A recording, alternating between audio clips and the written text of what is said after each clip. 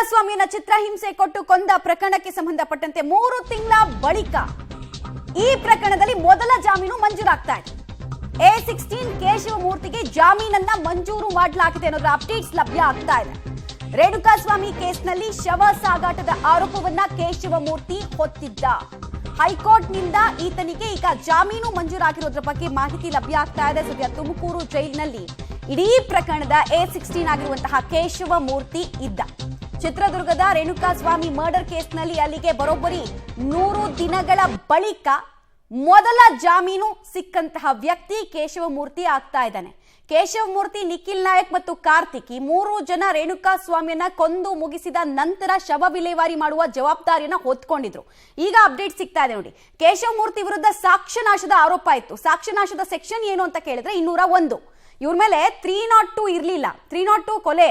So ಸಾಕ್ಷ್ಯನಾಶದ ಆರೋಪ ಮಾತ್ರ ಇದ್ದಿದ್ದು, ಮರ್ಡರ್ ಚಾರ್ಜಸ್ ಇರ್ಲಿಲ್ಲ. ನೋಡಿ ಬಂತು ಈಗ ಡೀಟೇಲ್ಸ್. 201 ಅಡಿ ಸಾಕ್ಷ್ಯನಾಶಕ್ಕೆ ಯತ್ನಿಸಿದ ಆರೋಪವನ್ನ ಚಾರ್ಜ್ ಶೀಟ್ ನಲ್ಲಿ ಉಲ್ಲೇಖ ಮಾಡಿದ್ರು. ದರ್ಶನ್ ಅಭಿಮಾನಿಯಾಗಿದ್ದ ಕೇಶವಮೂರ್ತಿ. ಮತ್ತೆ ಇನ್ನೂ ಒಂದು ಡೀಟೇಲ್ ಏನಪ್ಪಾ ಅಂತ ಹೇಳಿದ್ರೆ, ಈತನ ವಿರುದ್ಧ ಈ ಹಿಂದೆ 2 ಕ್ರಿಮಿನಲ್ ಪ್ರಕರಣಗಳು ಕೂಡ ದಾಖಲಾಗಿದ್ವು. ದರ್ಶನ್ ಮನೆಯಲ್ಲಿ ಕೆಲಸಕ್ಕಿದ್ದಂತಹ ಪವನ್ ಮೂಲಕ ಈತನಿಗೆ ಇವರ ಒಡನಾಟ ಅಥವಾ ಸಾಂಗತ್ಯ ಶುರುವಾಗುತ್ತೆ. ಹಣದಾಸೆಯನ್ನ ತೋರಿಸಿ, ಆ 30 ಲಕ್ಷ ಡೀಲ್ ಆಗಿತ್ತಲ್ಲ, ಆ ಹಣದಾಸೆಯನ್ನ ತೋರಿಸಿ ಪೊಲೀಸರಿಗೆ ನೀನು ಹೋಗಿ ಸರೆಂಡರ್ ಆಗು ಈ ಕೇಸ್ನಲ್ಲಿ ಅಂತ ದರ್ಶನ್ ಇನ್ಸ್ಟ್ರಕ್ಷನ್ ಕೊಟ್ಟಿದ್ರಂತೆ. ಅದನ್ನು ಕೇಶವಮೂರ್ತಿ ತನ್ನ ಸ್ಟೇಟ್ಮೆಂಟ್ ಅಲ್ಲಿ ಉಲ್ಲೇಖ ಮಾಡಿದ್ದಾನೆ. ಪಟ್ಟಣಗೆರೆ ಶೆಡ್ನಿಂದ ಸುಮನಹಳ್ಳಿ ಮೋರಿ ತನಕ ಆ ಶವವನ್ನ ವಿಲೇವಾರಿ ಮಾಡೋ ಕೆಲಸವನ್ನ ಕೇಶವಮೂರ್ತಿ, ನಿಖಿಲ್ ನಾಯಕ್ ಹಾಗೂ ಕಾರ್ತಿಕ್ ಮಾಡಿದ್ರು. ಇವ್ರ ಮೇಲೆ ಮರ್ಡರ್ ಚಾರ್ಜಸ್ ಇರಲಿಲ್ಲ. ಮತ್ತು ಮೊನ್ನೆನೇ ಒಂದು ಮುನ್ಸೂಚನೆ ಸಿಕ್ಕಿತ್ತು. ಮೊನ್ನೆನೆ SPP ಪ್ರಸನ್ನ ಕುಮಾರ್ ಅವರು ವಾದ ಮಾಡಬೇಕಾದ್ರೆ ಹೇಳಿದ್ರು, ಈ 3 ಜನರ ಮೇಲೆ ಮರ್ಡರ್ ಸೆಕ್ಷನ್ಸ್ ಇಲ್ಲ, ಇವ್ರು ಬೇಲೆಗೆ ಅಪ್ಲೈ ಮಾಡ್ಕೊಳ್ಬಹುದು ಅಂದ್ರೆ ಮಾಡ್ಕೊಳ್ಬಹುದು, ಬಟ್ ಸೆಷನ್ಸ್ ಕೋರ್ಟ್ ಅಲ್ಲಿ ಅಪ್ಲೈ ಮಾಡ್ಕೊಳ್ಬೇಕು ಅಂತ ಹೇಳಿದ್ರು. ಬಟ್ ಈಗ ಹೈಕೋರ್ಟ್ ನಲ್ಲೇ ಇವರಿಗೆ ಜಾಮೀನು ಮಂಜೂರು ಆಗಿದೆ. ಅಲ್ಲಿಗೆ 17 ಆರೋಪಿಗಳ ಪೈಕಿ ಮೊದಲನೇ ವ್ಯಕ್ತಿಗೆ ಜಾಮೀನು ಸಿಕ್ಕಂತಾಗ್ತಾ ಇದೆ ಇಡೀ ಪ್ರಕರಣದಲ್ಲಿ. ಅದು ಕೇಶವಮೂರ್ತಿಗೆ. ಪ್ರಕರಣದ A16 ಕೇಶವಮೂರ್ತಿ ವಿರುದ್ಧ 201 ಸಾಕ್ಷ್ಯನಾಶದ ಪ್ರಕರಣವನ್ನ ದಾಖಲಿಸಿಕೊಂಡಿದ್ರು ಪೊಲೀಸರು. ಮತ್ತು ಈ 201 ಸೆಕ್ಷನ್ ಇದೆಯಲ್ಲ, ಇದು ಬೇಲಬಲ್ ಸೆಕ್ಷನ್, ಬೇಲ್ ಕೊಡಬಹುದಾದಂತಹ ಸೆಕ್ಷನ್. ಕೇಶವಮೂರ್ತಿ ವಿರುದ್ಧ ದಾಖಲಾಗಿದ್ದು ಅದೇ ಸೆಕ್ಷನ್. FIR ನಲ್ಲಿ ಕೂಡ 201 ಅಡಿಯಲ್ಲೇ ಈತನ ವಿರುದ್ಧ ಕೇಸ್ ಮಾಡ್ಕೊಂಡಿದ್ರು ಪೊಲೀಸರು.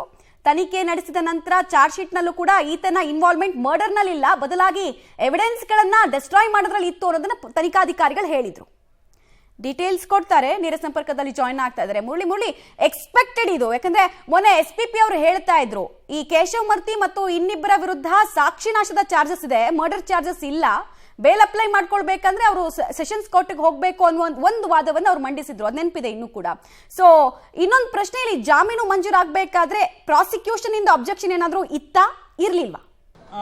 ಮಮತಾ, ಏನಂದ್ರೆ ಪ್ರಮುಖವಾಗಿ ಹೈಕೋರ್ಟ್ಗೆ ಅರ್ಜಿಯನ್ನ ಸಲ್ಲಿಕೆ ಮಾಡಿದ ಸಂದರ್ಭದಲ್ಲಿ SPP ಅವರು ಒಂದು ಹೇಳಿಕೆಯನ್ನ ಕೊಟ್ಟಿದ್ರು, ಜೊತೆಗೆ ವಾದವನ್ನು ಕೂಡ ಮಂಡನೆಯನ್ನ ಮಾಡಿದ್ರು. ಅದರಲ್ಲಿ ಒಂದು ಹೇಳ್ತಾ ಇರುವಂತದ್ದು, ಇದೊಂದು ಬೇಲ್ ಅಫೆನ್ಸ್ ಆಗಿರುವಂತದ್ದು, 3 ವರ್ಷದ ಶಿಕ್ಷೆ ಪ್ರಮಾಣ ಇರುವಂತಹ ಪ್ರಕರಣ. ಅಂದ್ರೆ ಏನು 17 ಜನ ಆರೋಪಿಗಳೇನಿದ್ದಾರೆ, 17 ಜನ ಆರೋಪಿಗಳ ಪೈಕಿ ಈ 3 ಜನ ಆರೋಪಿಗಳ ವಿರುದ್ಧ ಅಪಹರಣ ಆಗ್ಲಿ ಅಥವಾ ಕೊಲೆ ಆಗ್ಲಿ ಅಥವಾ ಬೇರೆ ದರೋಡೆಯನ್ನ ಮಾಡಿರುವಂತದ್ದಾಗ್ಲಿ ಯಾವುದೇ ಸೆಕ್ಷನ್ಗಳು ಕೂಡ ಇಂಪ್ಲಿಮೆಂಟ್ ಅನ್ನ ಮಾಡಿರಲಿಲ್ಲ. ಅಂದ್ರೆ ಇವರ ಮೇಲೆ ಇರಲಿಲ್ಲ, ಚಾರ್ಜಸ್ ಫ್ರೇಮ್ ಆಗಿರಲಿಲ್ಲ. ಅಂದ್ರೆ ಚಾರ್ಜ್ ಶೀಟ್ ನಲ್ಲೂ ಕೂಡ ಅವರು ಉಲ್ಲೇಖವನ್ನು ಮಾಡಿದಂಥದ್ದು ಕೇವಲ ಸಾಕ್ಷ್ಯನಾಶದ ಪ್ರಕರಣ. ಅಂದ್ರೆ ಆತ ಸಾವು ಸಂಭವಿಸಿದ ಬಳಿಕ ಈ ಪ್ರಕರಣದ 13ನೇ ಆರೋಪಿ ದೀಪಕ್ ಏನಿರ್ತಾನೆ, ದೀಪಕ್ ಬಂದು ಕಾರ್ತಿಕ್ ಅಲಿಯಾಸ್ ಕಪ್ಪೆ ಆತನಿಗೆ ಕರೀತಾನೆ. ಆತನ ಕರೆದ ಬಳಿಕ ಆತನ ಜೊತೆಗೆ ಕೇಶವಮೂರ್ತಿ ಇರ್ಬೋದು ಮತ್ತು ನಿಖಿಲ್ ನಾಯಕ್ ಇರ್ಬೋದು, ಇವರಿಬ್ರು ಬಂದಿದ್ರು.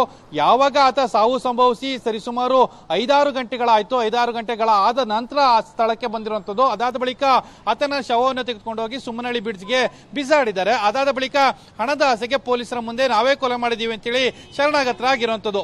ಇದರಲ್ಲಿ ಅವರದ ಕೊಲೆಯ ಪಾತ್ರ ಆಗ್ಲಿ ಅಥವಾ ಅಪಹರಣದ ಪಾತ್ರ ಆಗ್ಲಿ ಅಥವಾ ದರೋಡೆ ಪಾತ್ರ ಆಗ್ಲಿ ಇದ್ಯಾವುದೂ ಇಲ್ಲ.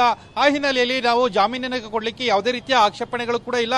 ಇದನ್ನ ಮ್ಯಾಜಿಸ್ಟ್ರೇಟ್ ಕೋರ್ಟ್ ನಲ್ಲೇ ಒಂದು ಚಾಲೆಂಜ್ ಅನ್ನ ಮಾಡಿ ಅಲ್ಲೇ ಜಾಮೀನನ್ನ ಪಡ್ಕೊಳ್ಬಹುದು ಅಂತೇಳಿ SPP ಅವರು ಅವತ್ತು ಕೋರ್ಟ್ಗೆ ಒಂದು ಮಾಹಿತಿಯನ್ನ ಕೂಡ ಕೊಟ್ಟಿದ್ರು. ಆದ್ರೆ ಕೇಶವಮೂರ್ತಿ ಹೈಕೋರ್ಟ್ಗೆ ಹೋಗಿದ್ದ ಹಿನ್ನೆಲೆಯಲ್ಲಿ ಈಗ ಹೈಕೋರ್ಟ್ ನಲ್ಲಿ ಜಾಮೀನನ್ನ ಮಂಜೂರನ್ನ ಮಾಡಿರುವಂತದ್ದು. ಅಂದ್ರೆ ಇನ್ನೇನು ಕೆಲವೇ ಕ್ಷಣಗಳಲ್ಲಿ ಸೆಷನ್ಸ್ ಕೋರ್ಟ್ ನಲ್ಲಿ ಕಾರ್ತಿಕ್ ಅಲಿಯಾಸ್ ಕಪ್ಪೆ ಮತ್ತು ನಿಖಿಲ್ ನಾಯಕ್ ಇಬ್ಬರದ ಜಾಮೀನು ಆದೇಶ ಕೂಡ ಬರುವಂತ ಸಾಧ್ಯತೆಗಳಿದಾವೆ. ಇನ್ನೇನು ಕೆಲವೇ ಕ್ಷಣಗಳಲ್ಲಿ ಅದು ಕೂಡ ಬರುತ್ತದೆ. ಬಹುತೇಕ ಅವ್ರಿಗೂ ಕೂಡ ಜಾಮೀನು ಸಿಕ್ಬಹುದು ಅನ್ನೋ ನಿರೀಕ್ಷೆಯಲ್ಲಿ ಅವರ ಪರ ವಕೀಲರು ಈಗ ಏನು ಕಾದುಕೊಳ್ತಿರುವಂತದ್ದು. ಮಮತಾ, ಮುರಳಿ, ನನ್ನ ನೆಕ್ಸ್ಟ್ ಕ್ವೆಶ್ಚನ್, ಈಗ ಈಗ ಆಲ್ರೆಡಿ ಬೇಲ್ ಸಿಕ್ಕಿರೋದ್ರಿಂದ ಕಂಡೀಷನಲ್ ಬೇಲ ಇದು, ಅದ್ರ ಬಗ್ಗೆ ಏನಾದ್ರು ಮಾಹಿತಿ ಇದೆಯಾ? ಇಂತಿಷ್ಟು ಕಂಡೀಷನ್ಸ್ ಅನ್ನ ಸಾಮಾನ್ಯವಾಗಿ ಕೊಲೆ ಪ್ರಕರಣದಲ್ಲಿ ಹಾಕ್ತಾರೆ ಜಾಮೀನು ಕೊಡುವ ಸಂದರ್ಭದಲ್ಲಿ. ಸೊ ಈತನಿಗೆ ಕೊಟ್ಟಿರುವಂತಹ ಬೇಲ್ನಲ್ಲೂ ಕೂಡ ಕಂಡೀಷನ್ಸ್ ಅನ್ನು ಅಪ್ಲೈ ಮಾಡಿದಾರಾ ಹೇಗೆ? ಮುಂದಿನ ಹೊತ್ತುಗಳಲ್ಲಿ ಅದ್ರ ಬಗ್ಗೆನೂ ಕೂಡ ಗೊತ್ತಾಗಬೇಕಾರಂಥದ್ದು. ಯಾಕಂದ್ರೆ ಇದೊಂದು ಹೈ ಪ್ರೊಫೈಲ್ ಪ್ರಕರಣ ಆಗಿರುವಂಥದ್ದು. ಹೈ ಪ್ರೊಫೈಲ್ ಪ್ರಕರಣ ಆಗಿರೋದ್ ಹಿನ್ನೆಲೆಯಲ್ಲಿ ಇನ್ನುಳಿದಂತ 14 ಜನ ಆರೋಪಿಗಳೇನಿದ್ದಾರೆ, 14 ಜನ ಆರೋಪಿಗಳ ವಿರುದ್ಧ ಕೂಡ ಕೊಲೆ ಇರ್ಬೋದು, ಅಪಹರಣ ಇರ್ಬೋದು, ಮತ್ತೆ ರಾಬರಿ ಇರ್ಬೋದು, ಇದೆಲ್ಲ ಪ್ರಕರಣ ಸೆಕ್ಷನ್ಗಳು ಕೂಡ ಇಂಪ್ಲಿಮೆಂಟ್ ಅನ್ನ ಮಾಡ್ಕೊಂಡಿದ್ದಾರೆ.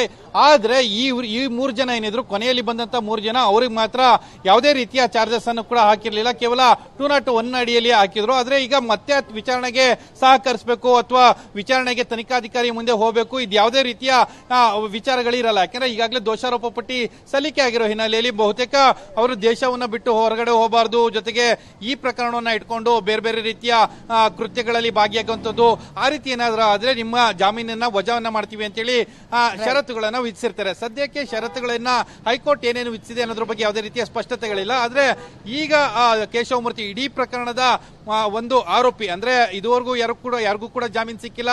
ಜಾಮೀನಿಗೆ ಅರ್ಜಿ ಹಾಕ್ಲಿಕ್ಕೆ ಸಾಕಷ್ಟು ಜನ ಹಿಂದೇಟನ್ನ ಹಾಕ್ತಿದ್ರು, ಇನ್ಕ್ಲೂಡಿಂಗ್ ದರ್ಶನ್ ಕೂಡ ಮೊನ್ನೆ ತನಕ ಕೂಡ ಜಾಮೀನಿಗೆ ಅರ್ಜಿಯನ್ನ ಸಲ್ಲಿಕೆಯನ್ನ ಮಾಡಿರಲಿಲ್ಲ. ಆದ್ರೆ ಈ ಪ್ರಕರಣದಲ್ಲಿ ಮೊದಲನೇ ಒಬ್ಬ ಆರೋಪಿಗೆ ಮೊದಲನೇ ಬಾರಿಗೆ ಜಾಮೀನನ್ನ ಮಂಜೂರನ್ನ ಮಾಡಿರುವಂತದ್ದು. ಇನ್ನು ಕೂಡ ಮುಂದಿನ ಡೆವಲಪ್ಮೆಂಟ್ಗಳು ಆಗುವಂತ ಸಾಧ್ಯತೆಗಳಿದೆ.